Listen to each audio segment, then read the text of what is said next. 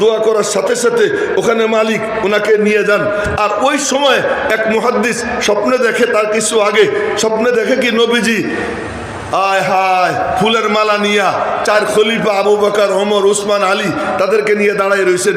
মুহাদ্দিস জিজ্ঞেস করেন, ইয়া রাসূলুল্লাহ, কার অপেক্ষায় আছেন?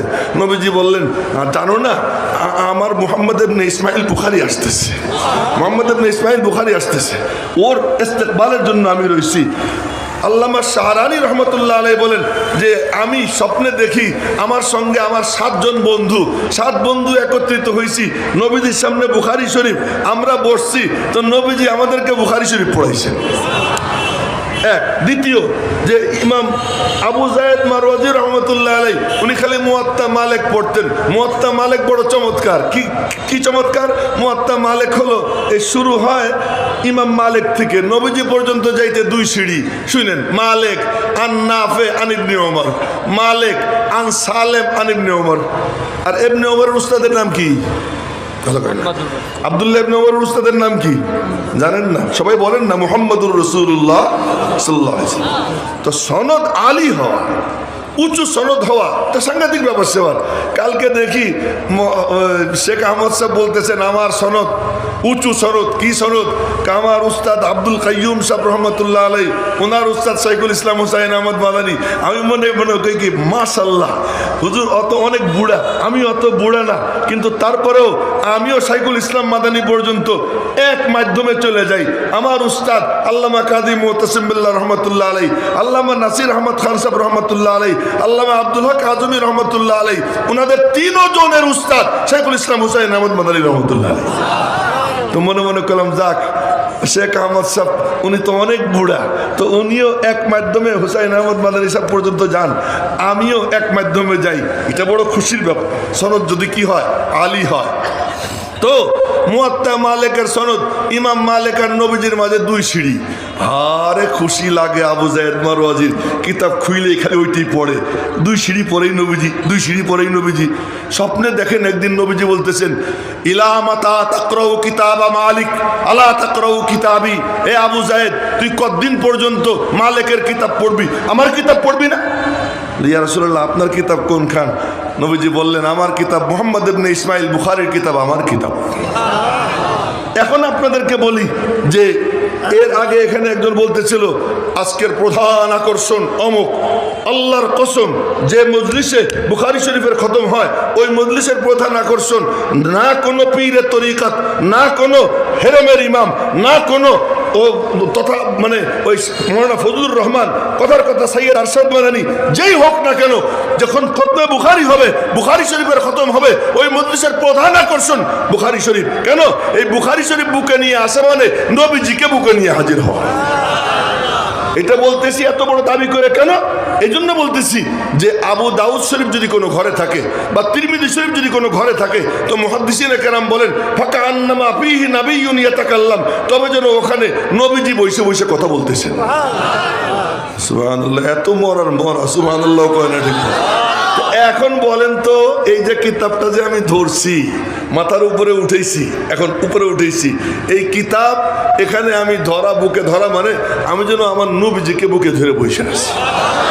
ভিতরে যে বাচ্চি মেয়েরা না, মেয়েরা যারা এই কিতাবখান সামনে নিয়ে বসে রয়েছে, তারা যেন নবীজিকে সামনে নিয়ে বসে আছে। সুতরাং আজকের মজলিসের প্রধান আকর্ষণ বুখারী শরীফ। আজকের মজলিসের প্রধান অতিথি জনাব মুহাম্মদুর রাসূলুল্লাহ সাল্লাল্লাহু আলাইহি ওয়াসাল্লাম। हमने कहे या बद है मगर फिर भी है उनके, हमने कहे या बद है मगर फिर भी है उनके, निस्बत तो बड़ी अच्छी मगर हाल है बुरे। আমি খুব পচা গান্দা, কিন্তু আমি এই কিতাব এখন আপনাদের সামনে পড়বো, শেষ হাদিস পড়বো। ইমাম বুখারী রহমতুল্লাহ আলাইহি বুখারী শরীফ শুরু করছেন হলো কিতাবুল ঈমান দিয়া, শেষও করছেন কিতাবুত তাওহীদ দিয়া। বলতে গেলে বলা যায় শুরুও করছেন তাওহীদ দিয়া, শেষও করছেন তাওহীদ দিয়া। ঈমান মানেও তাওহীদ, তাওহীদ মানেও কি ঈমান, ঈমান মানেও এক আল্লাহ, তাওহীদ মানেও কি এক আল্লাহ। তো শুরুও করছেন ই দিয়া, আর মাঝখানে আনছেন কিতাবুল আমাল। শুরু হবে তাওহীদ দিয়া, শেষও হবে তাওহীদ দিয়া, মাঝখানে সব কি আমলের কথা। এই যে শুরু করছেন ইমাম বুখারী রহমতুল্লাহ, তার মানে শুরু হবে ইমান দিয়া। ইমানও একটা আমল। আর তার আগে আনছেন যে এই সব কিছুর ভিত্তি হইতে হবে ওহী, তাই শুরুতে আনছেন বাবু কাইফা কানা বদুল ওহী। আর শুরু করছেন ইন্নামাল আমালু বিন্নিয়াত দিয়া। মেরে মোহতারাম ভাইও খুব এখন কিন্তু আসল কথা বলতেছি। শুরু করছেন ইন্নামাল আমালু বিন্নিয়াত দিয়া, আর এরপরে সমস্ত আমলের কথা বইলা শেষ করছেন যে হাদিস দিয়ে কি, এই ঝগড়া করিস, অমকের আমল খুব ভালো, তমকের আমল খুব ভালো, আরে ওসব বলার দরকার নেই। দিন একটা আসতেছে, ওজন হবে, আর ওই ওজনে ফলাফল বের হয়ে যাবে কার আমল ভালো কার আমল খারাপ। ইনসাফের পাল্লা আল্লাহ তাআলা দাঁড় করাবেন। মেরে মোহতারাম ভাইও কথা অসম্পূর্ণ রেখেই আমি এখন শুরু করতেছি বুখারী শরীফের শেষ হাদিস আপনাদের সামনে পড়ব। তো পড়ার পরে এরপরে আপনাদের কাছে একটু অনুরোধও করবো একটা ব্যাপার। তারপরে তো হযরত পিসা হুজুর আসবেন। এসে গেছেন নাকি পিসা হুজুর? হ্যাঁ, ও মাদ্রাসা থেকে বের হয়েছেন, আসতেছেন পিসা হুজুর। তো পিসা হুজুর আসতেছেন, দোয়া উনি করবেন, কিন্তু ওনার আগে আগে এই বুখারী শরীফ খতমের পরে আমি একটু এই যে পাঞ্জাবি পাতবো, আর ছেলেরা মাঝখানে যাবে। কিছু কিছু দিবেন তো মাদ্রাসার জন্য ইনশাআল্লাহ। কে কে দিবেন হাত উঁচা করে দেখান। এখন আমি পড়তেছি হাদিস, পড়তেছি। হ্যাঁ, বিসমিল্লাহির রহমানির রহিম। আলহামদুলিল্লাহি রাব্বিল আলামিন, ওয়াসসালাতু ওয়াসসালামু আলা সাইয়্যিদিল আমবিয়াই ওয়াল মুরসালিন ওয়া আলা আলিহি ওয়া সাহবিহি আজমাইন, আম্মা বা'দ। ফাইন্না আসতাকাল হাদিসি কিতাবুল্লাহ ওয়া আহসানাল হাদী হাদিয়ু সাইয়্যিদিনা ওয়া মাওলানা মুহাম্মাদিন সাল্লাল্লাহু আলাইহি ওয়াসাল্লাম, ওয়া খায়রাল উমুরি আওয়াজিমুহা ওয়া শাররাল উমুরি মুহদাসাতুহা ওয়া কুল্লু মুহদাসাতিন বিদআহ ওয়া কুল্লু বিদআতিন দালালাহ ওয়া কুল্লু দালালাতিন ফিন-নার। ওয়া বিসনাদিল মুত্তাসিল মিন্না ইলা শাইখিল ইমাম الهمام الحافظ الحجة أمير المؤمنين في الحديث أبي عبد الله محمد بن إسماعيل بن إبراهيم بن المغيرة بن بردزبة الجعفي اليماني البخاري رحمه الله تعالى. اللهم انفعنا بعلومه وعلومهم آمين يا رب العالمين. أنه قال، সবাই বলেন আলহামদুলিল্লাহ। أنه قال: باب قول الله ونضع الموازين القسط ليوم القيامة وأن أعمال بني آدم وقولهم يوزن. وقال مجاهد: القسطاس والعدل بالروبية. ويقال القسط مصدر المقسط وهو العادل. وقال مجاهد: القسطاس العدل بالرومية. ويقال القسط مصدر المقسط وهو العادل. وأما القاسط فهو الجائر. وبه قال حدثنا أحمد بن إشكاب قال حدثنا محمد بن فزيل عن عمارة بن القعقاع عن أبي زرعة عن أبي هريرة رضي الله تعالى عنه قال: قال النبي صلى الله عليه وسلم: كلمتان حبيبتان إلى الرحمن خفيفتان على اللسان ثقيلتان في الميزان سبحان الله وبحمده سبحان الله العظيم. বলেন, সবাই বলেন سبحان الله وبحمده سبحان الله العظيم سبحان الله وبحمده سبحان الله العظيم. পরে কোনোদিন যদি সুযোগ হয় তাহলে ওই ভিতরে বৈশা এই হাদিসের ব্যাখ্যা বিশ্লেষণ করব। আজকে সাদামাটাভাবে বলতেছি যে এই মুতাজিলারা এই ব্যাককলের দল কয় কি, আমল তো এর কোনো বডি নাই, এর ওজন কেমনে হবে? কথার তো কোনো রূপ নাই, এর ওজন কেমনে হবে? ওজন করতে হইলে দৈর্ঘ্য প্রস্থ গভীরতা লাগে, এছাড়া ওজন কেমনে করে? আরে ব্যাককলের দল, গাধার দল। জ্বর যখন হয় তো বগলের নিচে কি একটা দেয়, এখন আবার উন্নত হয়ে গেছে থার্মোমিটার জিহ্বার নিচে দেয়, বের করে কয় কি এত। বাতাস, বাতাসের গতি কত? এত। বাতাসের গতি কত? এত। বাতাস দেখা যায় না। তাপমাত্রা কত?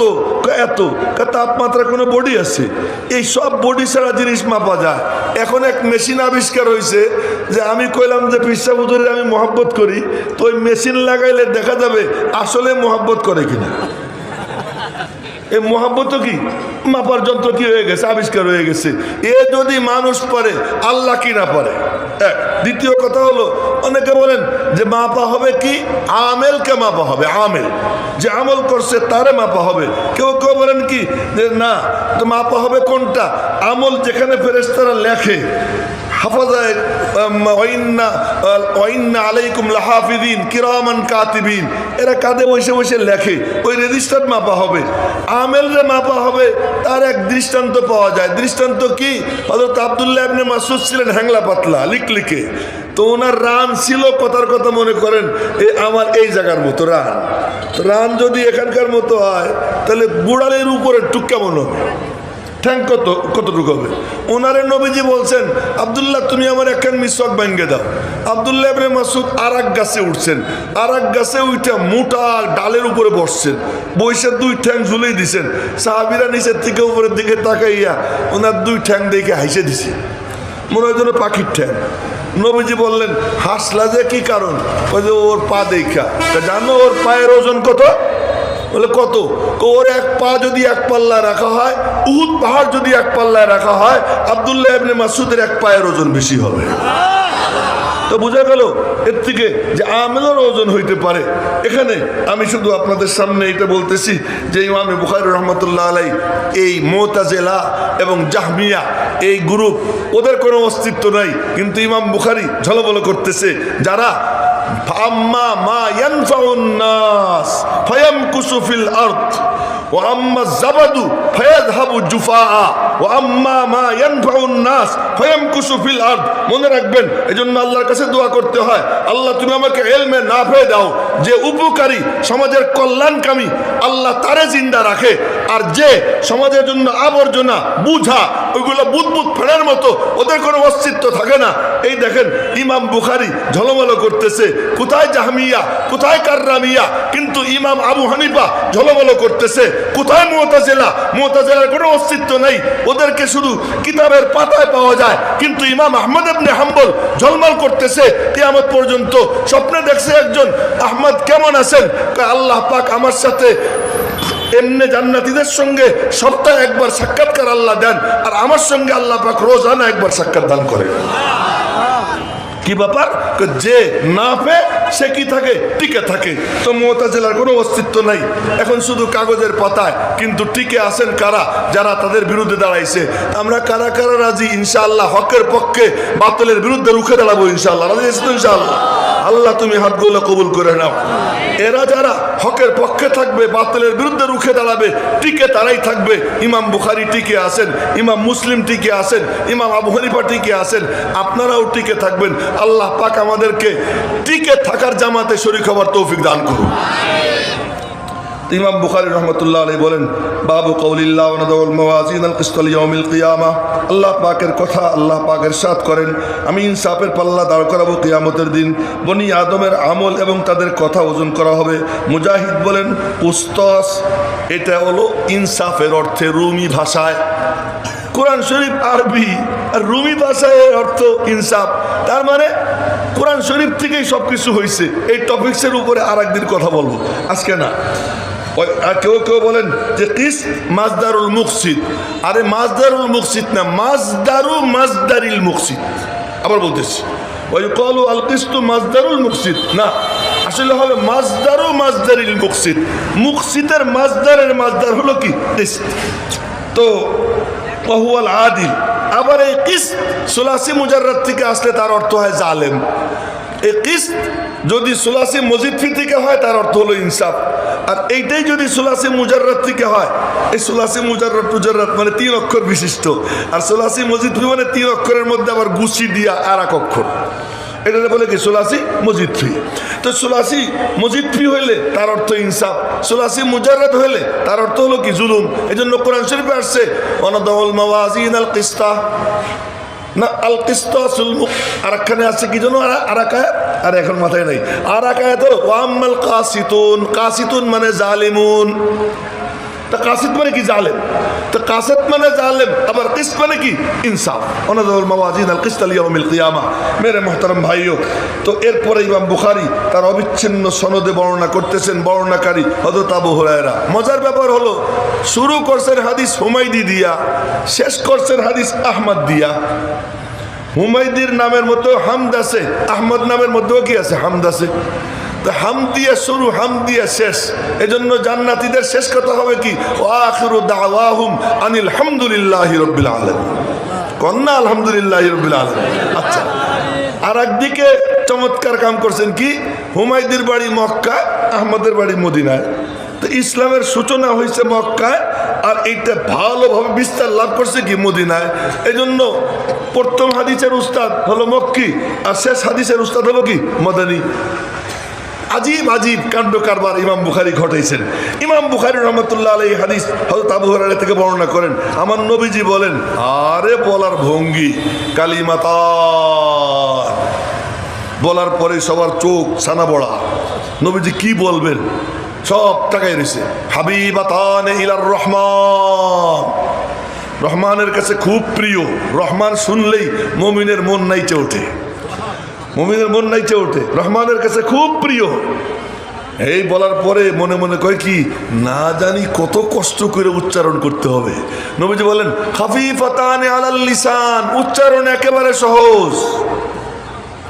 দুটি বাক্য এমন, এখানে কালিমা মানে কালাম জুমলা, এখানে কালিমা মানে শব্দ না বাক্য। দুটি বাক্য এমন যা রহমানের কাছে খুব প্রিয়, আর এটা শুনলে পাগলদের মন নাইচে ওঠে। পাগলদের মন নাইচে ওঠে, রহমানের কাছে খুব প্রিয়। আর নবীদের সামনে তো সবই পাগলদের সর্দার, খালি পাগলদের, সব পাগলদের সর্দার। খাফিফাতান আলাল লিসান, জুবানে খুব হালকা। এবার কয় হালকা যখন, তাহলে মনে হয় বেশি ওজন হবে না। যে জিনিস সহজে পাওয়া যায় ওইটাও তেমন পাত্তা দেয় না।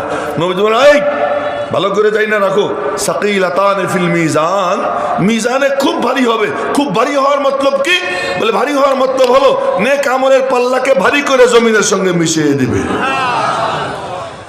কিতাবও শেষ করতেছেন, জীবন শেষের দিকেও ইঙ্গিত করতেছেন। ইমাম বুখারী যেখানেই কোনো কিতাব শেষ করছেন, ওর শেষে মেসেজ দিয়েছেন তোর জীবনেরও একদিন শেষ হবে। এখানেও আমার আপনার জীবনের শেষের দিকে ইঙ্গিত করছেন। কি সেই বাক্য দুইটা জানার জন্য সবাই যখন চাতক পাখির মতো তাকাইয়া নবীজি বললেন সুবহানাল্লাহি ওয়া বিহামদিহি, বলেন সুবহানাল্লাহিল আযীম। আসলে সব মিলিয়ে একই সুবহানাল্লাহ। আল্লাহ পাক সব নেতিবাচক গুণ থেকে পবিত্র। কোন বাচক গুণ? নেতিবাচক গুণ। দুর্বলতা, দুর্বলতা, অসুখ বিসুখ, এরপরে জাগা জামানা, এরপরে বডি, এ বাপ হওয়া, পুত্র হওয়া, বিবি মানে বিয়ে করা, স্বামী হওয়া, এই সব কিছু থেকে সমস্ত নেতিবাচক যা যা আমাদের জন্য খাটে, এই সব কিছু থেকে আল্লাহ পাক অবিহামদিহি, যত সুন্দর সুন্দর গুণ, সব গুণে আল্লাহ গুণান্বিত। কোন সিফাত বাদ আসেনি, কথা তো এতটুকু, কিন্তু গুণ সব চলে আসে। এক হলো কি সিফাতে ইসবাত ইজাবি, আর একটা সিফাতে সলবি। আগে খালা পরে মালা, সুবহানাল্লাহ দিয়ে খালা। আল্লাহ এই সব কিছু থেকে পাক, অবিহামদিহি সব উন্নত গুণ দিয়ে আল্লাহ তাআলা পরিপূর্ণ। বলেন না সুবহানাল্লাহ, সুবহানাল্লাহিল আযীম। এরই ব্যাখ্যা এইটা যে পড়বে সকালবেলা সন্ধ্যাবেলা 100 বার সুবহানাল্লাহি ওয়া বিহামদিহি আস্তাগফিরুল্লাহ, এতটুকু যদি কেউ পড়ে সকালে 100 বার সন্ধ্যায় 100 বার, আল্লাহ পাক তার সারা দিনের সব গুনাহ খাতা মাফ করে দেবে, পিছনের জীবনের সব গুনাহ খাতা মাফ করে দিবে। আমল করবো তো ইনশাআল্লাহ, আল্লাহ পাক তৌফিক দান করুক। হযরত ওনাদের সাথে একটা চুক্তি করছিলাম যে হযরতের বয়ানের আগে যে আমি এরকম পাত, ওই যে পাঞ্জাবির আঁচল পাত, তো সবাই বলছে দিবে।